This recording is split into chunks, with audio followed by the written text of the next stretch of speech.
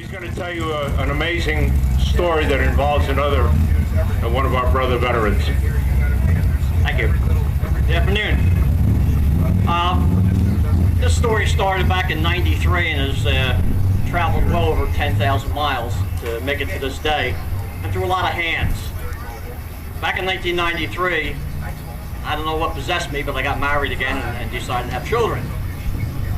So my 19-year-old daughter, presently Erin, was born with a bilateral cleft lip and palate. And necessitated about 12 operations finally until the age of 16. She was born at Cooper Hospital, and at Cooper Hospital they had a chapter of what was known as Operation Smile. I got involved in that, became the chairman, because their country of choice when they did these operations was Vietnam. So they kind of forced me into it. They said I was a good fit. Anyway, a couple of years I've raised, about $100,000 for them, doing different events and everything else. So in '93, they elected me to become the logistics support coordinator. So in August of '93, we went over for a couple weeks to set things up. Went to Da Nang, did a commercial that was eventually dubbed in Vietnamese, and met some interesting people over there. Needless to say, some of their high-ranking generals during the war. And they treated us all with respect. There was no animosity. The one general I met, his whole family had been killed from arc lights. But they treated us with respect, as I said, and it was pretty eye-opening for me. And then we flew on down to Da Nang, where we were going to do the operations later on that year. And set the hotel up and all that stuff, and found some sites for them to go to R&R on, doctors when they were done. So I didn't do much then. We came back after probably about a week. And then in November we went back to doctors and nurses.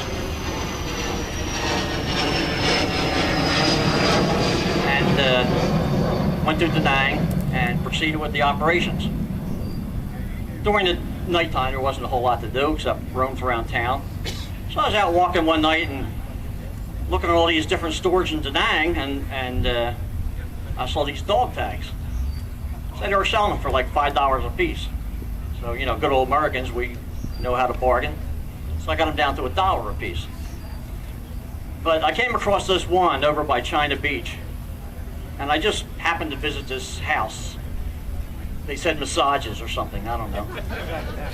So I go in there, and as I was getting a massage, I seen this dog tag hanging there, and it had a different kind of name on it. It said Ducky. I said, where'd that come from? He said, oh, do you remember Ducky? Ducky Boom Boom, long time. Long time, Ducky Boom Boom. I said, well, that's pretty neat. He said, I'd like to buy that, So I got it, but not quite in that store. But I did gather some over at China Beach also. I'm not crying, it's a sweat. Not yet, anyway. So, I came back with about 150 dog tags, and I gave them to a gentleman, Jim Six, of the Gloucester County Times. So they started investigating some until they found out it was really a tough task. And finally he came across one of Army personnel from Texas, and he flew out there and returned it. And then after time, they went to a Boy Scout who was working on a Eagle project, and he tracked down a couple of people. And to make a long story short, it ended up in the hands of the POWMIA organization. And through some efforts of them, they came across with this Ducky tag, I don't know if anybody knew anybody named Ducky over there, but the only Ducky we said was when income was coming in, right? But on behalf of myself, the South Jersey Vietnam Veterans Association, which I'm the vice president, Tony, who's chairman of the Gloucester County POWMIA, and everybody in your POWMIA organization up here, everybody put all this work into it. I'd like to really thank them because it means something. I know if I lost something over there, which we all lost something over there anyway, to have that given back to you is pretty neat. I had the opportunity, just another quick story, last week, one of my teammates who I was responsible for in December of '67 was killed. And I tried to find some family, and I never could. Last week I got an email from his sister. She had found, somebody else emailed her with a note I had left on the virtual wall. So she emailed me, and we talked back and forth, and then his brother called me a couple days ago. So, go on. It was, you know, quite emotional for me. So you never know what can come out, and this was 43 years, you know, ago. And to be able to do something like this really makes me feel proud, and makes me feel proud of our country, of us. No matter whether that war was popular or unpopular, it doesn't matter. We all served, we all gave, and a lot of us are still giving. And it's, you know, it's just really my pleasure to be able to present these dog tags back to its original owner. Now, I don't know who he knew, but he had somebody over there that played, you know. He must have left something when he left, because, you know, we don't put Ducky on our dog tags or nicknames. Mine would have been Hawk, and it wasn't because I was really good at recon, it's just because I had a big nose. But, you know, that wasn't on my dog tag.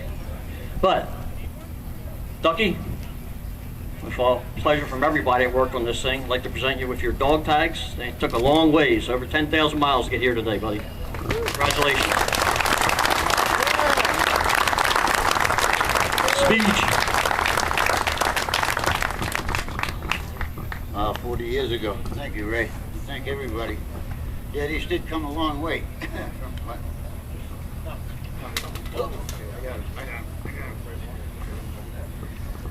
Yeah, these did come a long way. Thanks to Ray bringing them back, and they came through. But I'll tell you how I was told about these. I got a call one afternoon from a girl. She calls up and says, "Is this Gary McKnight?" Which is my real name.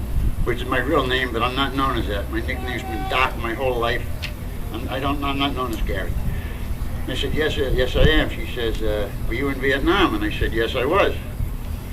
She said, is your service number US 52? And I said, yeah, it is. And then I started to get curious, because I started waking up.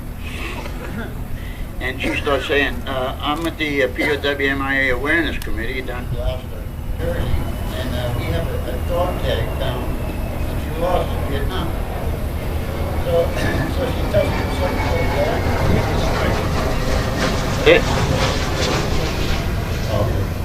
and so we start talking, and being the trusted New Yorker that I am, after I got to a point, I said to her, okay, so tell me how much my dog tag is going to cost me to get back. She said, oh no, and so we went on. But through the course of the conversation, she connected up with me, and she was very happy about it. I was really enthused about it, but in the subsequent phone calls and that, she told me all about these guys. Told me about Tony Hallis and Ray Milligan, and then towards the end there, we started to get together with Crash here. we know some of the same people from after the war, you know.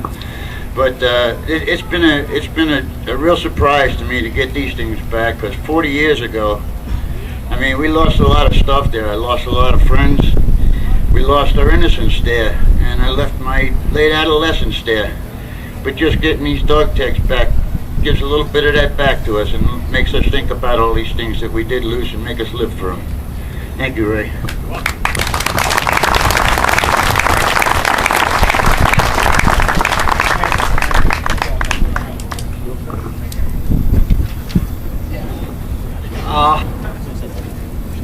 We're given a lot of credit for this, but we're not really the ones responsible. It was the Delaware Valley chapter that reached out to the Tri-Borough chapter. So if any credit is due, it's actually due to them through the Dog Tag Foundation with Eagle and all his members. So we want to definitely get that into the record as far as giving the credit where it's actually due. What I just want to do on behalf of the McKnight Tri-Borough chapter is I got an updated version of the Vietnam map. And it's more clear and precise, and I would just want to present this to Ducky as well. Turn it around so they can see. You know, you want to get it framed, you know, put it on your wall. And I think this would be appropriate to go, you know, hanging either stick your dog tags where you were stationed. You know, maybe you could get back to that, what he said. Yeah. the boom boom or whatever the case may have been, you know. But this is on behalf of the Tri-Borough chapter and the whole McKnight organization. Welcome home, bro.